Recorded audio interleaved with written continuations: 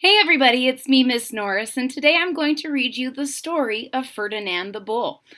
And this is a story about a little bull who would rather sit and smell flowers than fight. And I hope you really like it. This book comes from my personal collection, and you can see in the front of the book, my grandma gave me this book in 1981. I was very little. I was probably 3. The Story of Ferdinand by Munro Leaf and illustrated by Robert Lawson. This book was originally written in 1936 and has been reprinted many, many, many times. If you're ready, so am I. Once upon a time in Spain. Spain is a European country, and this is a picture of maybe a place in Spain long ago.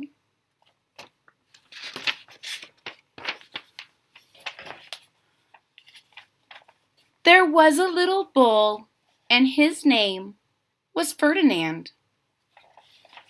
You can see Ferdinand up close. He's inspecting a butterfly and a flower. All the other little bulls he lived with would rather run and jump and butt their heads together. So you can see they're all play fighting, running and running into each other, being tough. But not Ferdinand.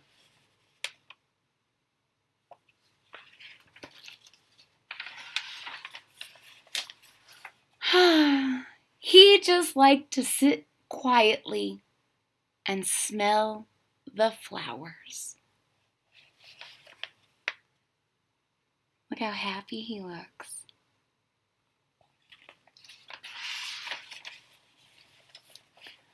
He had a favorite spot in the pasture under a cork tree. So you see that tree? That's his favorite spot. Probably gets a little shade when it's hot. It was his favorite tree, and he would sit in its shade all day and smell the flowers.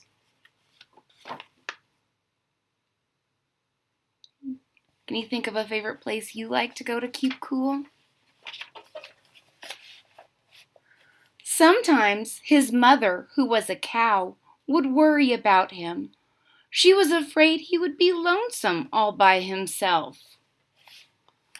So his mom is worried about him a little bit. She worries that he doesn't have any buddies. But sometimes you just like to do your own thing.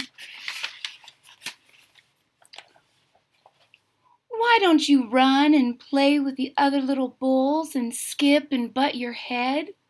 She would say. But Ferdinand would shake his head. I like it better here, where I can just sit quietly and smell the flowers. So his mom's saying, maybe you should go and try those things. And he's saying, I know that that's there, but that's not what I want to do.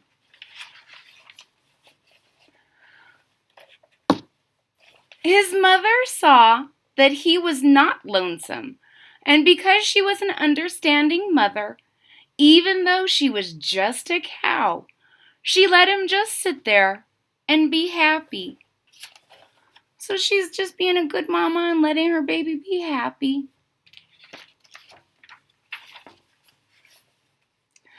As the years went by, Ferdinand grew and grew until he was very big and strong. So you can see, I'm going to hold this up a little closer. You can see on the tree, his mom measures him. On the tree, he was 3 months old, 1 year, 2 years, and he's becoming a big and strong bull. And this buzzard's up here keeping track of him.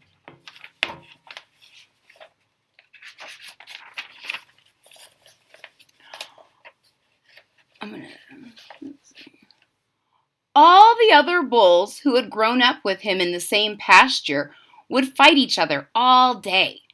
They would butt each other and stick each other with their horns. What they wanted most of all was to be picked to fight at the bullfights in Madrid. So sometimes bulls want to maybe be in a bullfight and they want to show how big and tough they are. Now, they don't really have as many bullfights nowadays because they're worried about hurting the animals, but all those bulls really wanted to be chosen.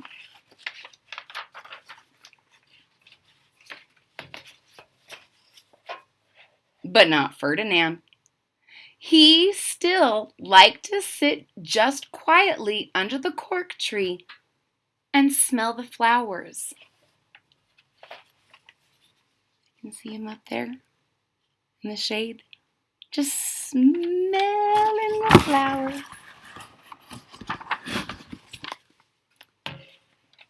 One day, 5 men came in very funny hats to pick the biggest, fastest, roughest bull to fight in the bullfights in Madrid. So see these guys? They're coming to pick out the bulls. And they do have kind of interesting hats on, don't they? Which hat would you like to wear the most? I think I like that furry one.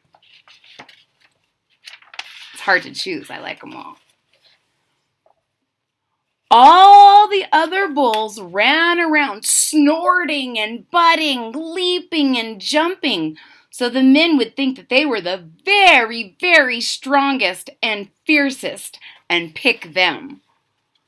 So you can see those other guys are showing off, and you'll have to excuse Miss Norris's crayon job. Like I said, I've had this book for a very long time, and I thought I needed to add some color to this story.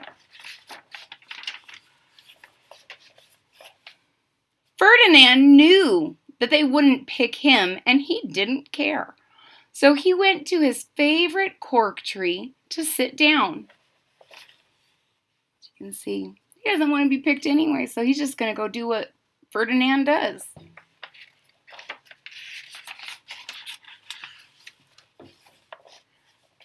But he didn't look where he was sitting. And instead of sitting on the nice, cool grass in the shade, he sat on a bumblebee. Dun, dun, dun! Look at that big bumblebee. I'm assuming that's Ferdinand's bottom. He doesn't even see it. Well, if you were a bumblebee and a bull sat on you, what would you do? You would sting him. And that's just what this bee did to Ferdinand. Look at the look on his face. Yikes! How many of you have been stung by a bee? I'm pretty old and I still have not been stung by a bee, so I don't know what it's all about. I think I've been stung by a wasp, though. Wow! Did it hurt? Ferdinand jumped up with a snort. He ran around puffing and snorting, butting and pawing the ground as if he were crazy. You can see him going a little nutso, and that bee, just doing what a bee does, trying to take care of himself. The 5 men saw him, and they all shouted with joy. Here was the largest, fiercest bull of all, just the one for the bullfights in Madrid. Dun, dun, dun. He doesn't want to do that, does he? But because he got stung, he looked really fierce. You can see all the men saying, "Woohoo, we got him! We found our man!"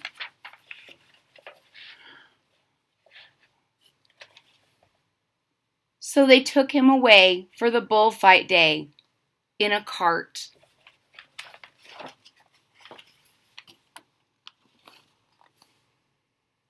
See him in that cart? He doesn't look very happy, does he? What a day it was. Flags were flying, bands were playing. The bullfight days in Madrid were very, very special, kind of like a holiday. So everyone was getting ready. And all the lovely ladies had flowers in their hair. I'll show you those lovely ladies. See those pretty ladies with the flowers in their hair? And they're holding signs that say, Ferdinand, and the Galleria. That means the plaza, the place where they're going to fight, the arena. They had a parade into the bull ring. So they're having a big parade. They're all dressed up. The horses are dressed up. First came the banderillos with long, sharp pins with ribbons on them to stick in the bull and make him mad. So these are the banderillos.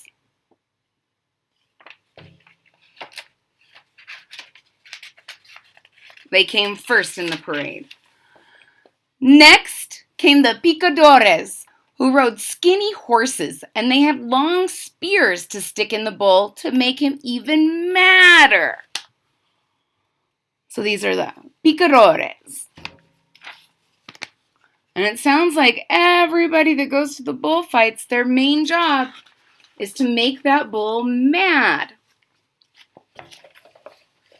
Then came the matador, the proudest of all. He thought he was very handsome and bowed to the ladies. He had a red cape and a sword that he was supposed to stick the bull with last of all. And so he thinks he's all that.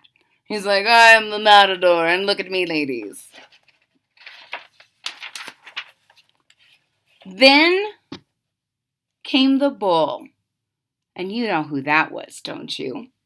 Ferdinand. Look how shy he is. He doesn't want to come out. Why do you think he doesn't want to come out?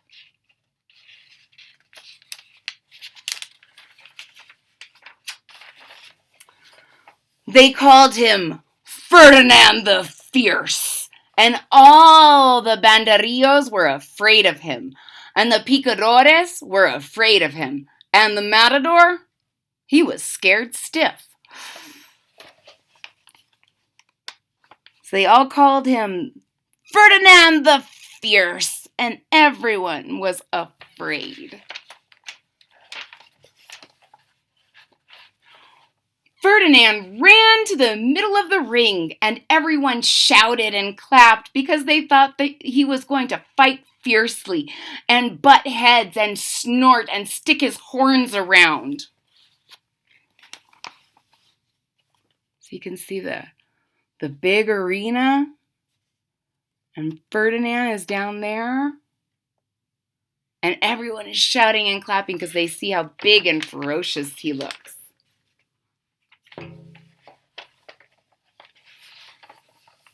But not Ferdinand.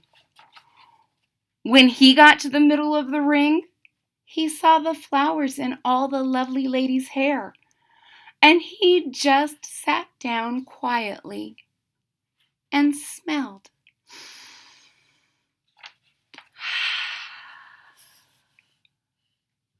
Look at him with his little nose in the air and how happy he's starting to be.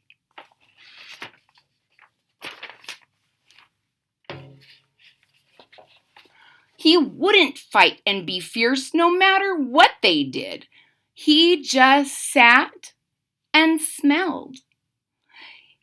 And the banderillos were mad. And the picadores were madder. And the matador was so mad he cried because he couldn't show off with his cape and his sword. I was going to be so ferocious. So everyone is mad because Ferdinand doesn't want to fight. So they had to take Ferdinand home.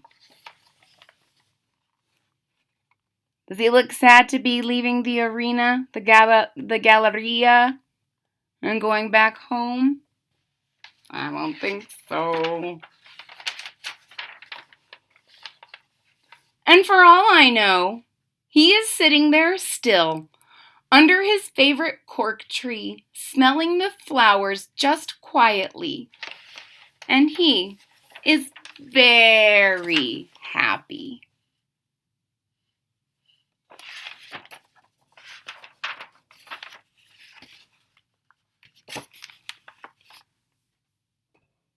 The end. Ladies and gentlemen, I really hoped you enjoyed listening to the story of Ferdinand with me. I know it's always been one of my favorites. It makes me a little nervous and a little sad, but I'm always happy in the end when he gets to go home and that he doesn't have to fight to prove that he's strong and fierce. He's just strong and fierce because he does what he loves to do. If you enjoyed this story like I'm sure you did, please hit that like button on the bottom of this page. And if you haven't done so already, please hit that subscribe button so that you don't miss out on any exciting new stories that come in the future. I really enjoyed reading with you, and I'll see you next time. Bye.